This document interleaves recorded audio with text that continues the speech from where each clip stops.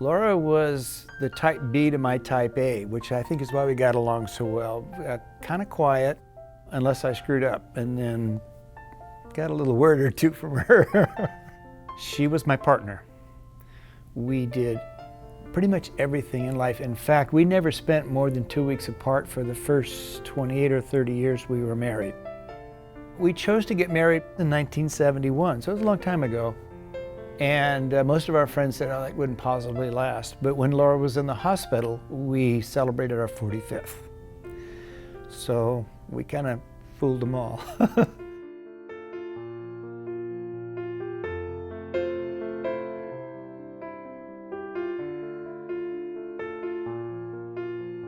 I was ready to fight all the way to the end, but the cancer had gotten so far before we finally caught it that it was a battle we couldn't win.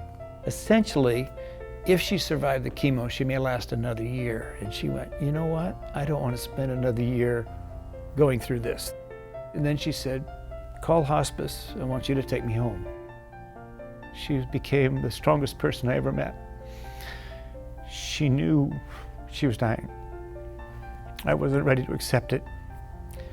So we went home.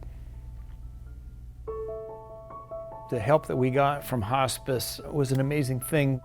I was not able to think about what I needed. I was like a zombie for the most part. I was in an altered state between the stress, the emotions, the upcoming loss, and they were completely empathetic and sympathetic.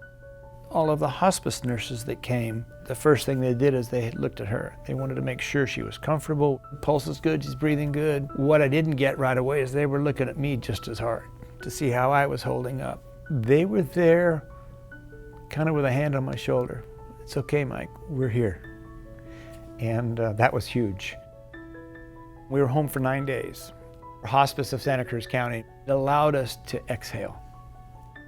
That calmness that they helped create to allow her to just peacefully go away. It was amazing.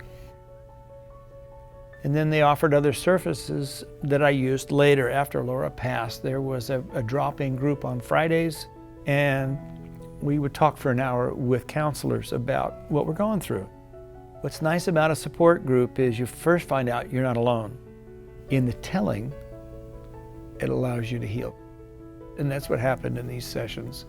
That's a huge service for the people that are left behind. I think the biggest thing about this organization is that even though you're a total stranger at first, they're here for you. They're here to care for you and to help you get through what is going to be the crummiest time in your life. So I really am thankful for Hospice of Santa Cruz County. I think I'm an emotional living testament to what they can do. The transition from Laura living to dying, I might have stepped over the edge emotionally, physically, everything else had it not been for them. So they were a savior for me. They were my life raft with Laura's passing. It's immeasurable the help that they gave us, and yeah, an amazing experience for sure.